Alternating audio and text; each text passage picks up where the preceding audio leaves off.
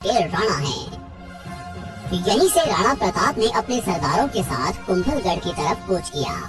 राणा के आने की खबर सुनकर छोटा भाई जगमाल राजगढ़ी छोड़कर अकबर की शरण में भाग गया, जिसके बाद साल 1573 को कुंभलगढ़ की राजगद्दी पर वीर शिरोमणि महाराणा प्रताप का विधिवत रूप से राज तिलक कर दिया गया।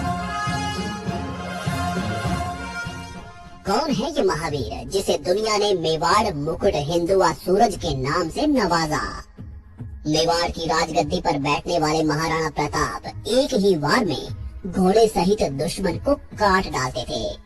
वो परम स्वाभिमानी शिव भक्त थे, जिनके नाम से ही दिल्ली की बादशाहत कांप जाया करती थी। उन्होंने जंगलों में रहना स्वीकार कर लिया, पर कभी अकबर की गुलामी स्वीकार नहीं की।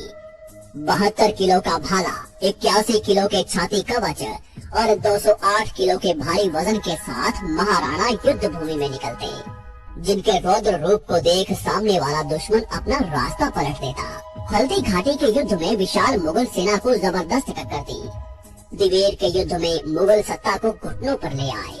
अपनी छापामार युद्ध नीति के दम पर मेवाड़ को फिर से आजाद करवाकर केसरिया ध्वज लहरा दिया। मुगलों के 36 किलो को जीतकर 40,000 मुगलों को आत्मसमर्पण के लिए मजबूर कर दिया, जिनके भाले की नोक से शत्रु का रक्त कभी सूखा नहीं, जिनकी तलवार ने कभी पराजय का मुंह देखा नहीं। ये गाथा है उस महाराणा की, जिसके सामने हर भारतीय बारंबार नतमस्तक होता है। ये गाथा है रुद्र रूप एक लिंग अवतारी महाराणा प्रताप की। आइए डिमांडिंग पंडित के साथ देखते हैं हुकुम श्री महाराणा प्रताप के इतिहास से जुड़े उन अनसुलझे पन्नों की पूरी दास्तान।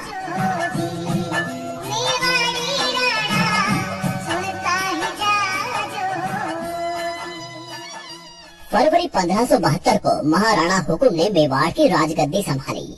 इस समय मेवाड़ की स्थिति काफी खराब थी। पिता उदय सिंह जी के समय मुगलों के साथ हुए युद्ध में मेवाड़ की पूरी व्यवस्था बेहाल हो चुकी थी। खजाना खाली था और चित्तौड़ सहित मेवाड़ के बड़े भाग पर मुगलों का अधिकार हो चुका था, और अकबर मेवाड़ के बचे हुए इलाके पर भी अपना अधिकार करना चाहता था। महाराणा प्रताप ने राजा बनते ही अपने समस्त सरदारों को बुलाया और उनसे कहा कि रघुकुल मान सदैव ऊंचा रहेगा। मेवाड़ की छाती पर लहराता मुगल ध्वज मेरा कलेजा चीर देता है। बहुत जल्द हवाओं का रुख बदलेगा। मेवाड़ पर केसरिया ध्वज पूरी शान से लहराएगा। मेवाड़ का भविष्य जरूर चमकेगा। मैं शपथ लेता हूँ, जब तक मेवाड़ को पूर्ण स्वतंत्र नहीं करवा लेता, तब तक मैं शांत नहीं बैठूंगा। राजमहलों में नहीं रहूंगा, पलंग पर नहीं सोऊंगा, सोने चांदी के बर्तनों में भोजन नहीं करूंगा। मेरे वीरों, स्वाभिमान की दहाड़ से हमारा टकराव अब विशाल फौजों से होगा। तैयार हो जाइए। सभी सरदारों ने प्रतिघात के स्वर में अपनी तलवारें लहराई। पूरा दरबार महाराणा प्रताप की जयकारों से गूंज उठा। इसी के साथ महाराणा प्रताप ने अपनी सेना को संगठित करना शुरू किया। उन्होंने मेवाड़ के भीलों के गांवों का दौरा किया।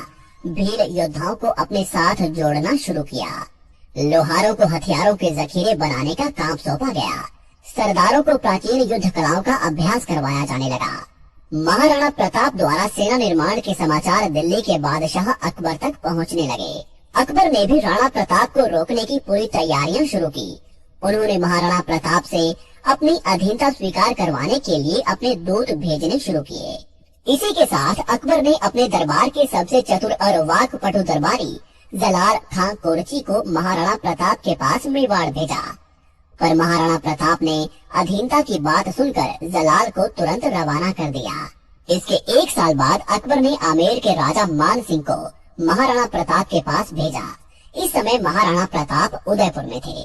मान सिंह सीधा उदयपुर आ गया। महाराणा हुकुम ने मान सिंह का एक अतिथि की तरह सत्कार किया। महाराणा प्रताप उदय सागर झील तक मान सिंह का स्वागत करने के लिए आए। इस झील के सामने वाले टीले पर आमेर के राजा के लिए दावत की व्यवस्था की गई थी। भोजन तैयार हो जाने पर मान सिंह को बुलावा भेजा गया। महाराणा प्रताप ने अपने पुत्र अमर सिंह को अतिथि की सेवा के लिए लगा दिया, पर महाराणा